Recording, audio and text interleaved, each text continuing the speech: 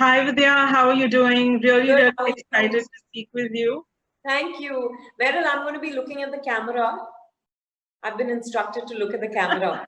So please don't think I'm being rude. No worries. We could never think of you as being rude. You're always gracious in your interviews. And in Thank you. fact, all our community members are really, really excited to watch Shakuntala Devi. Really? And I'm so happy to know that. Thank you. And especially to watch you play that role. Oh, Our community really looks up to you as an actor, as well as an icon who makes women proud everywhere. how sweet. Thank you. So just to start off, I would love to know, how you're doing. Lockdown has been a very difficult time for women everywhere, and any reflections, realizations, experiences you'd love to share with our community. You know, I think I have no complaints whatsoever. Now more than ever, I find myself counting my blessings. I think I'm in a very fortunate and privileged position, and there anything I feel like complaining about seems really inconsequential and trivial. But I know this has been a very tough time for a lot of people. For a lot of people, it's been a question of survival. For a lot of people, it's about, you know, uh, being unable to now turn your backs on the reality you've not confronted for a really long time. People in abusive relationships and all of that. So I know it's been a tough time, and but I'm hoping that this will bring clarity, and that clarity will give people courage to take the steps they need to. Absolutely, and this film, I think, is going to bring a lot of women a lot of hope to face up to all their hardships. So, having said that, when I was a young girl, I got a chance to attend a workshop by Shakuntala Devi. We Wow. we have all known her as human computer, but we do not know much about her other facets. And women's identity has so many parts of it, right? So we would Yeah. love a little peek into that through your lens, through your Yeah. experience of the film. Of course, I'll give you a sneak peek into it because the film will actually tell you that she was so much more than people knew of her. Of course, she's a human computer, the mathematical genius, but there was so much more to her, like there is to every woman, I feel. We're just not one thing, you know. She was, and I think we play so many different roles in life, but in the process, oftentimes we lose ourselves. With Shakuntala Devi, that wasn't the case, and that's what I find most inspiring, Merril. The fact that she was at all times true to herself, she was always authentic, whether she was acceptable to you like that or she wasn't, she didn't care. And I think that's a lesson that all we women need to learn. There was no guilt in her for wanting to have it all. And she went ahead and literally had it all. She had a very successful career. She, of course, you could say that sometimes a woman has to pay a price for making herself a priority. But I don't think she looked at it like that. The world tends to box women as, good or bad, virtuous or, vampish or whatever it is. I still think we fall into that trap. We as human beings, I think we like to box everyone, and that much more severely for women. But I think she was like, I can be virtuous and a vamp. I can be good and bad. I'm day and night. I'm not one thing. I think that acceptance of oneself is most crucial. And that's what I see in Shakuntala Devi. That's what inspires me. Because all of us guilt ourselves when we have our own dreams. Of course, we're all learning not to feel guilty about having our own dreams, about pursuing those, about living life on our own terms. But oftentimes you feel guilty because you've been brought up to believe that you should be your last priority, that everyone else has to come before you. And when you don't do that, and even if you're, you're being very strong when you don't do that, there is some guilt. Wouldn't you agree? Yes. But Shakuntala Devi didn't have any of that. And I think that's what makes her a genius also. She was just, um, yeah, incredible. That's Awe really inspiring. powerful. That's a very powerful message. And, the thing about prioritizing oneself, it's really a powerful message to take away. Right. And not having guilt. So another thing I wanted to ask you was that, this is almost like an all-woman crew in the film. So that's something really exciting. How was that experience? And do you think the storytelling had a different lens because of that? It was a women-heavy crew, not an all-women crew. For starters, our producer, Vikram Malhotra, might take offense if you said it was an all-women crew. But yes, it was helmed by a woman. Now, honestly, I think it definitely makes a difference to the telling when it's a woman telling a woman's story, because I think she finds some points of identification. She has more empathy, probably more understanding. So I definitely think it was great that Anu Menon chose to tell this story, and she had a very unique take, which you will see when you see the film. It's a well-rounded biopic. It's a wholesome telling of a person's life without shying away from the flaws. Because I think we a lot of times, especially in biopics, you only glorify the person. But what makes the person's achievements all the more creditable is what they've had to overcome, to be who they became. So I think those things are very, very important. And I think this film celebrates Shakuntala Devi in her wholesomeness, or as a whole, you know. So I think it is probably, I don't know if it's more nuanced, because I'm sure even if it was a male director, he would bring, he would have a certain perspective or vision. But I think it's definitely different from how a man would have seen Shakuntala Devi. I think Anu Menon had no judgment she did not judge Shakuntala Devi, her choices, her life, nothing at no stage. Because actually, ideally, that's what all of us as women want, right? Yeah. That's what makes this film so special for me. Absolutely, absolutely.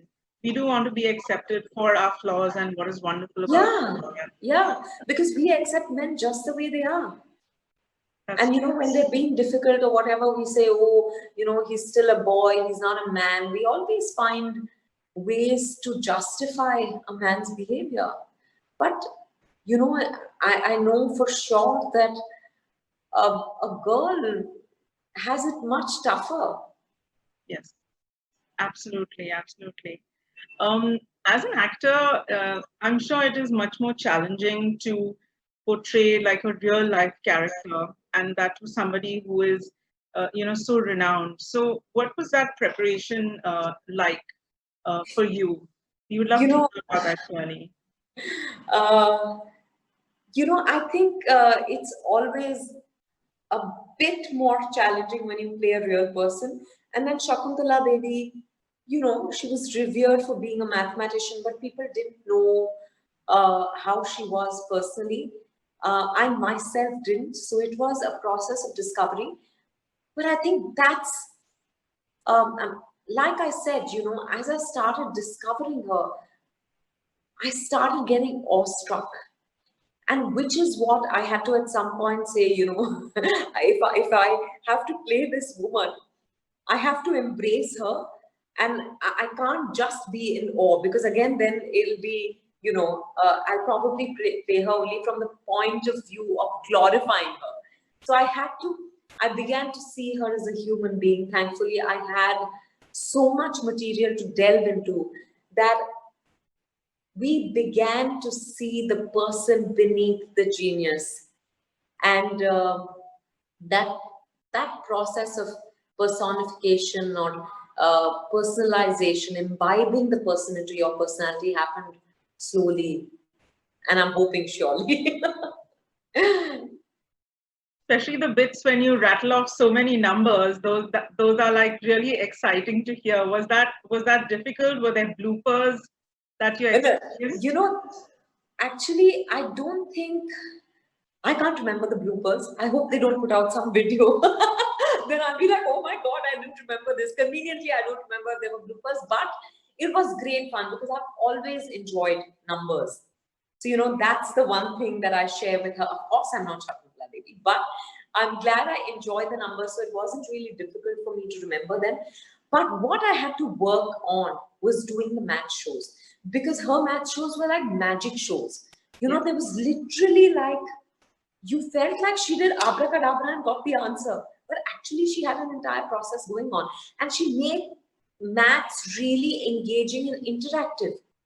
She teased people, she joked, she had a wicked sense of humor. So, you know, because of that engagement with her audiences, whether they were students in a school or whether she was on television, or even when she was doing live shows across the world, I think it was that engagement that made people enjoy maths.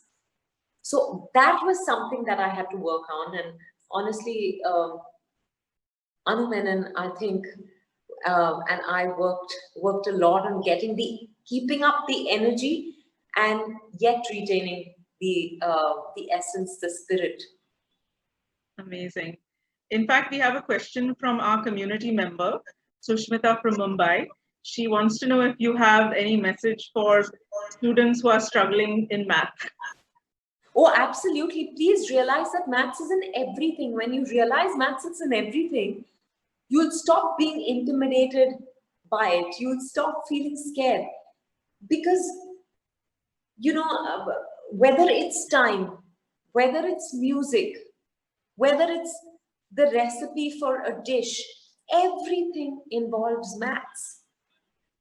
So, yeah, you know, so I think you have to just begin to see maths around you. I wish they do that in schools. They make maths more palpable. You know, when you feel it's like something abstract, which, you know, you can't get your head around, of course you're going to get scared. But when you see it everywhere, that's the other thing that happened to me with this film. I began to see how she saw maths. And trust me, if that happens, maths will become your best friend. That's a beautiful analogy between math and music, especially. You're absolutely right. So there's another question which a lot of our community members had. They want to understand, what is the secret of your confidence? How are you so confident? Because women struggle with confidence. And in fact, we do a lot of self-esteem workshops and things. I think they'd love to hear from you about that. Oh, you know, I think for me also, it's been a journey. I will say that I've been a fairly confident person since childhood, maybe because we were just two girls. So my parents lavished us with attention and gave us every freedom to just be who we are. We weren't compared to anyone else. And that's a big thing, you know, not to compare yourself to anyone else. Because unless you tick every box, unless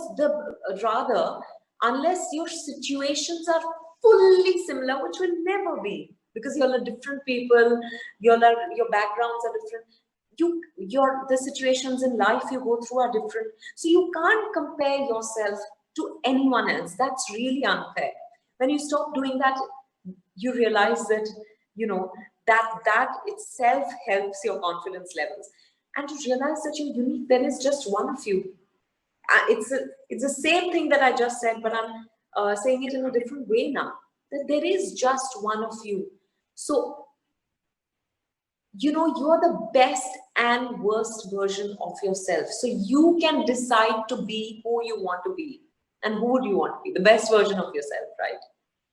I think it's also Don't let other people dictate what, how, who, how you should be.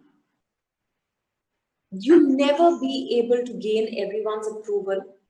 Even if you said, okay, there are 5 people who think I should wear this, I should speak this way, I should eat this, I should do this in life. Even if you make those 5 people happy temporarily, the next week, their expectations from you will change.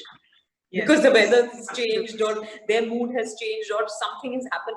You never have approval from everyone at all times. So forget about it. Look into the mirror and begin to accept yourself for who you are. Just say, I like you, and fake it till you make it. Say, I like you, I like you, I like you, at least once a day. Sometimes you'll get angry. Sometimes it'll bring up things that you don't like about yourself. Yeah. But finally, you'll reach a stage when you're fully accepting of yourself. And that's a gift that we all owe to ourselves for just being alive, for having been born. Absolutely, absolutely. I also read somewhere that you like to hibernate between films. Yes. What do you enjoy doing, like in your leisure and your me time? Like what are you passionate about and excited about? I actually spend a lot of time, with my family, my parents and my sister's twins. When I'm not working, invariably once I've finished my morning routine, post lunch I just go there and because they also stay very close by, so I spend a lot of time with them. Of course, then whenever Siddharth's free, because that doesn't always match, when we're not necessarily free at the same time, but spending time with him, maybe traveling, just sleeping a lot, reading a little bit, watching a lot, going for long drives. I enjoy doing these things. All these things just help me sometimes rediscover myself, sometimes reclaim myself, because sometimes when you're out and about, you tend to get a bit lost. Yes, absolutely. And the rediscovery is constantly important. Yeah. What do you enjoy reading? I'm so sorry. I'm so sorry. This will have to be the last question. All right. Maybe just a quick message for women on SHEROES. They're all there to discover their dreams.